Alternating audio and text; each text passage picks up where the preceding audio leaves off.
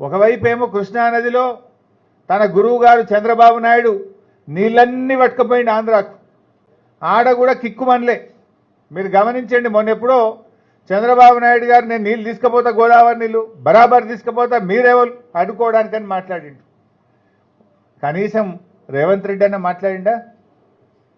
నీళ్ళ మంత్రి ఉత్తమ్ కుమార్ రెడ్డి నోరిప్పిండా? ఎందుకంటే ఉత్తమ్ కుమార్ రెడ్డి పద్మావతి గారు విజయవాడకు పోయి చేపల పులుసు తినొచ్చారు చంద్రబాబు నాయుడు దగ్గర.